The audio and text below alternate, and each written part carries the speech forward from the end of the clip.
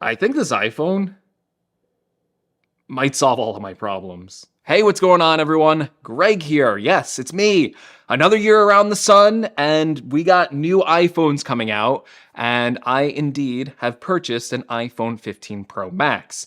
Now, I usually make these videos because for some reason, the people who watch my channel are very interested in what iPhone I am buying this year, so I really do make these videos for you because they are popular. If they weren't popular, I wouldn't make them because no one wants to watch them, right? Like, no one wants to watch me. I'm surprised people even want to watch me. People, why would anyone want to watch me? I don't know, but they do. So they want to know not only, why I'm buying the iPhone 15 Pro Max this year, but they also want to know what color I'm getting and what specific configuration of the phone I am getting. So I'm going to answer all of that in this video. And really, truly, I genuinely mean this. I am buying the iPhone 15 Pro Max more than just because I have to. Now, listen, every year I do have to buy a new iPhone, but for this time, legitimately, even if I wasn't reviewing smartphones and I was on this iPhone 14 Pro Max, I think I would be buying a new iPhone 15 Pro Max this year because of all the features that Apple announced that I think are really going to improve the way I use my phone. And that's always my advice to you. Like, if you're on an iPhone right now, you really need to look at the upgrades and the benefits and go, okay, is this actually meaningfully going to improve the way that I use my phone and the feature sets that Apple is introducing here? Is that going to make a difference?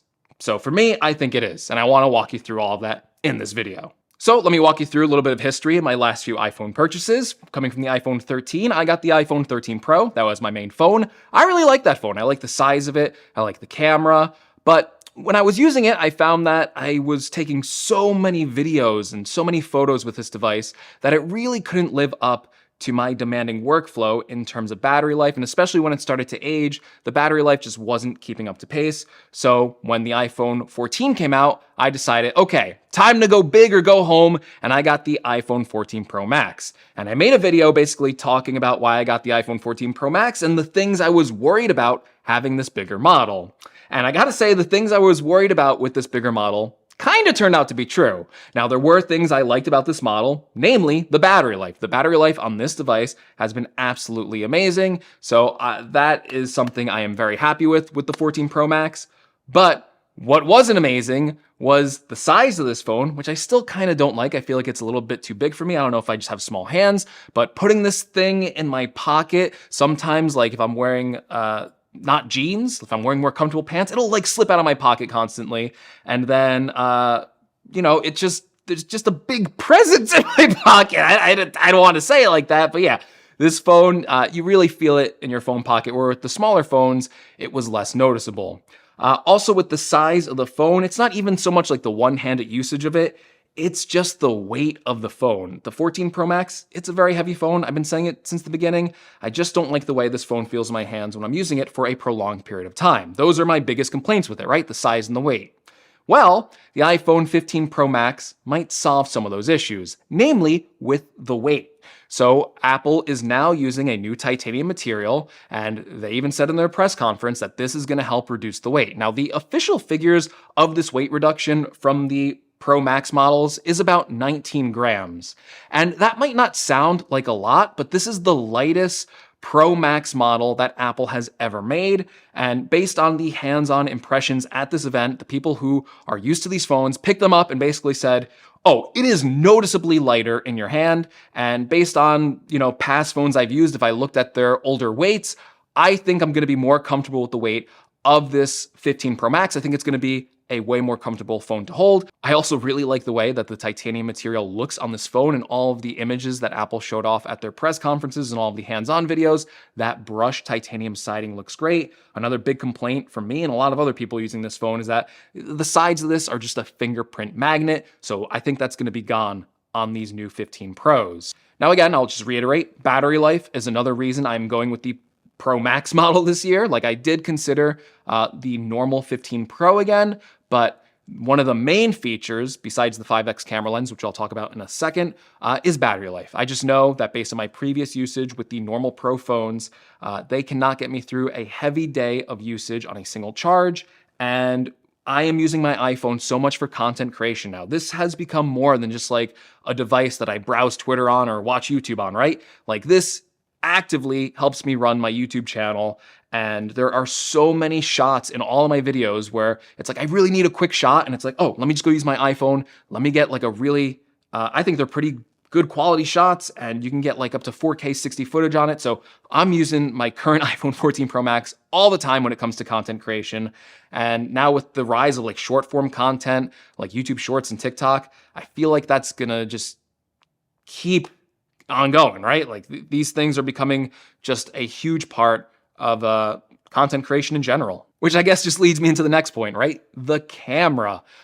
So that is obviously a big reason I upgrade every year, is because I want the best camera possible. Now, the main camera improvements to the 15 Pro Max, Apple didn't really tout anything too crazy, but the main thing with the camera this year is Apple does have a new 5X mode. And that's, again, one of the reasons I am gravitating towards the Pro Max rather than the regular Pro. Now, I said in my 14 Pro Max review, you can go back and look this up, when I was reviewing this phone, I said with Apple's new 2X mode that they have on the 14 Pro Max, and now also this 15 Pro Max, I said the inclusion of a 3X lens felt a little bit redundant. Like, yes, technically it could go a little farther, you can get a little clearer image out of it, but when you have a 1X, a 2X, and a 3X, it feels like there should be a bigger jump between those options. Well, Apple did that, right? So now on the 15 Pro Max, they have a 1X, a 2X, and a 5X. Now, that 5X is going to zoom in a lot farther than that 3X. And when I'm using, my current iPhone, there are times where I want to zoom in more. But when you start to zoom in past the 3X, you go into digital zoom, you start to get a really bad image. I used the S23 Ultra this year. That thing had like a 10X lens. And at times that was almost like too far in the zoom range. But yeah, you could get a photo far away, and have it zoomed in and have it look pretty decent. Way better than what the iPhone 14 Pro is capable of. So I'm not sure if this 5X range is gonna still be too short, or if it's gonna be a good middle ground between what Apple has now and what Samsung is doing with their phones. The thing I like about this 5X2, and I don't think enough people are talking about it because people are very simple-minded and they go, oh, it's worse than the Samsung one. The Samsung's 10X and the Apple one's 5X. The Apple one also has a larger aperture, a faster aperture. It's at f2.8, so it's gonna let in more light. So these shots should be better in low light, and they should have more detail, should be just better photos overall. While the Samsung ones, I think, have an f4.9 aperture. So that's not gonna let in as much low light. So the quality of the lens on Apple's phones, on paper at least, right? I haven't used these phones. I don't wanna give it any marks right now for being better, but on paper, it should produce a better photo, at least at the 5X range. So we're gonna see when we get these phones. But yeah, I'm excited for that farther zoom. This is what I said Apple should have done last year, and they're doing it. And I have to be happy for that, because on the normal 15 Pro, you still just get a 3X lens. And I'm like, okay, I don't want another 3X lens this year. I want the 5X lens. I also like what they're doing with that 1X camera, because they have that big 48 megapixel sensor, right? So you can hit the 1X now and you can change into different focal lengths. And if you're getting the full resolution at those focal lengths, right, like kind of doing it through software, I also think that's very interesting. And I think that's just a cool way to kind of make the iPhone appear like it has more cameras than it actually has. And Apple kind of used that in their marketing. Like, it has 7 different cameras. It really only has 3, but based on like how large the sensor is and the smart cropping they're doing with these sensors, you're kind of getting more tools in your arsenal to use. And again, as someone who's been using this for content creation, I'm all about that.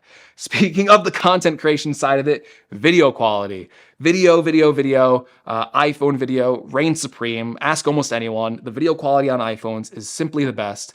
And yeah, any video quality improvements they can make year over year, even small little improvements to the video quality, I'm all about that. As someone that makes YouTube videos, this is my profession, right? And I don't think I'm good at it, but I want my videos to look as good as possible. And I love how small and powerful of a tool this is.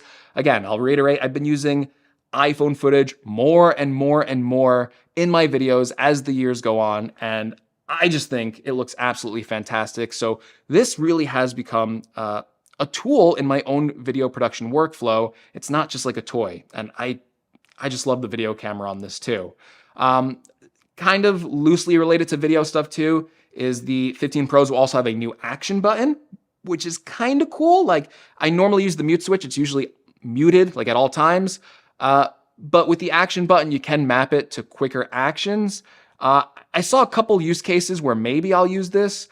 And for the 15 Pro Max, I think I'm just going to map it to the camera. So I've been talking about how important this camera is. So I think having a quick access to those camera features, being able to pop that up very quickly, should be beneficial. The only thing I'm worried about is Apple currently has this tied to a press and hold, so I'm not sure how fast that's going to be, but hopefully it's fast enough, and if it's not, they could always change it through software. So if enough complaints arise, I'm pretty sure Apple will eventually change that, but I'm thinking it'll be fast enough to get that quick access. I think they're doing the press and hold because they don't want you to accidentally press the button because it, defaultly is still mapped to the mute switch.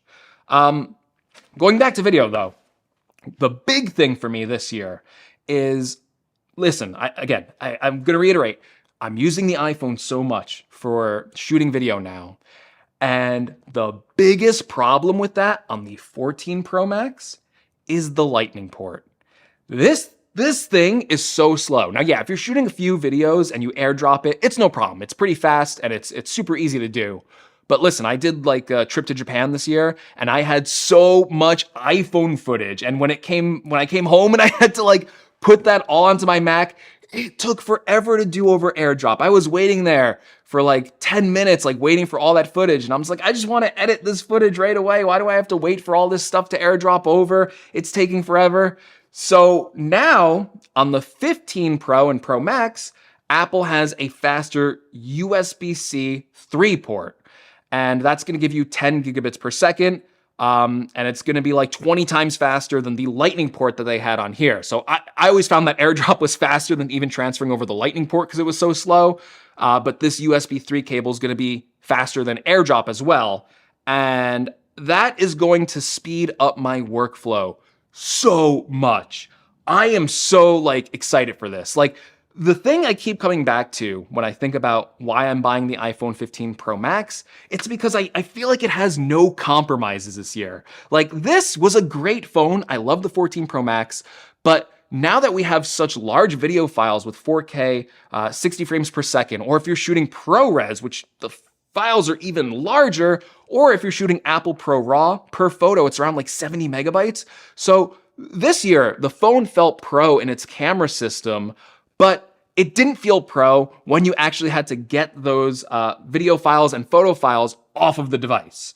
So this year with the iPhone 15 Pro Max, I look at this device and I go, oh, this is a device that has no compromises because now I can use this for content creation. I can get that amazing video quality and now I can offload it fast. And I can probably offload it, if I'm thinking about it, I got my camera right here. If I'm looking at my Sony camera right here, and if I was to take out my SD card out of here and put it into the computer and start offloading footage, well, that was normally the fastest way for me to shoot a video and then get it onto my computer. But now, with the 15 Pro Max having a fast USB-C port, this is going to be the fastest thing in the pipeline right now. And that makes me super excited for the production workflow that this is going to enable for me. So that's no, Siri, it's my turn. That's no compromise, right? This phone is really, we made fun of the Pro naming scheme when it first came out. Oh, you're calling the iPhone 11 Pro Pro? It's not Pro. The 15 Pro feels pro. They even showed off features now where you can shoot on external storage, get 4K 60 on ProRes. But yeah, I'm thinking about that and it's on the 15 Pro Max, I can just hook it up to external storage on USB-C if I ran out of internal storage, and I can shoot and offload it to there. So that feels very pro to me, and that's super exciting. Speaking of pro stuff, A17 Pro, the new chip. Now, I don't know if this new chip is exactly pro, but another thing that surprised me going into this event, and something I didn't expect to get really jazzed over, was the gaming performance on this A17 Pro chip. Now, I am not a mobile gamer. I do not play games on my iPhone. And I'm someone that does play console games and someone who dabbles with PC games. But on the phone, I just never liked the gaming experience with touch controls. And I also didn't like the quality of games that were coming onto the phone. But what Apple showed off is AAA games coming to the phone. So they're saying the A17 Pro chip is powerful enough to natively run, not stream, natively run games that are pretty new. Resident Evil Village, Resident Evil 4 Remake, which I played through on PS5. Love that game. So good. Go play it if you haven't. And the new Assassin's Creed game, which isn't out yet, apparently is going to launch alongside the PS5 and Series X version on the iPhone 15 Pro. So that took me aback. I was like, wait a minute. The phones are now powerful enough that they can play console level quality games. I own a Nintendo Switch. That thing isn't really all that powerful. The iPhone 15 Pro is probably going to be more powerful than the Nintendo Switch. So if you get like a third-party game controller, the iPhone 15 Pro Max could be a competent mobile gaming device. And that intrigued me. I'm not saying I'm going to start playing a bunch of games on my iPhone, but it deserved my respect enough to give it credit and go, this might be a moment here where the mobile gaming landscape changes, especially with the initiatives Apple is doing with gaming on Apple Silicon. It's going to take a while, right? Like, it's not going to happen overnight. But I'm thinking like 5 years down the road, Apple has a great gaming strategy here. If they can actually implement it well, they're going to be able to tell developers, all right, the chips are powerful enough to where you can write and develop a game for the iPhone, the iPad, and the Mac. Maybe even like a future cheap Apple TV box with like a A17 Pro. That's going to be a winning gaming strategy if Apple can make like a first-party controller and actually get developers to make these games. But if they can, I feel like that's very, very compelling, and it has me excited. And you see how much I had to say about the iPhone 15 Pro? I feel like people are bashing this thing as an iterative update. And listen, let's be honest, all phones at this point are pretty iterative, right? They are slabs, flat slabs, unless you got a folding phone. But you know, the normal mainstream phones, the phones that most people buy, they are flat slabs. They go in your pocket. They basically have almost no bezels at this point. They are in the iterative period, right? You're not going from the iPhone 1 to the iPhone 3G and all that stuff, right? But there's a lot of features here that I think make actual improvements to the way I use my phone. Now, the exact configuration I am getting is the iPhone 15 Pro Max. I'm going to get 512 gigabytes of storage. That's what I had on my 14 Pro Max, and I still have half the storage available. And I feel like that's kind of necessary for the amount of photos and videos I take on this device. And then I'm also getting the natural titanium color. I think, you know, that's one of the better looking colors this year. So that is the model that I am going with. But yeah, those are the reasons why I am buying an iPhone 15 Pro Max. Again, I feel like this is the year where I'm going to use this phone and I'm going to go, there are no compromises. So let me know in the comments below. Did you buy an iPhone today? Did you buy an iPhone 15 or an iPhone 15 Pro or a Pro Max or the Plus? I didn't forget about the Plus. So let me know if you bought a phone, or if you didn't, let me know why you didn't buy a new iPhone this year. As always, if you like this video, give me a like. You guys have been amazing, let me tell you. It's been a great week of iPhone coverage. The views are off the charts. What are you guys doing? Like, we're so close to 300,000 subscribers too. So go, if you're watching this right now at the end, just go subscribe. Come on, go subscribe, 300,000. The Greg train, whatever you want to call it, we're getting there. And yeah, you know, maybe I ordered an extra iPhone in this morning. Maybe I did. Maybe there'll be a giveaway when these phones start shipping. So, you know, you might want to get subscribed, all that stuff. So hopefully you like this video, and I'll see you in the next one.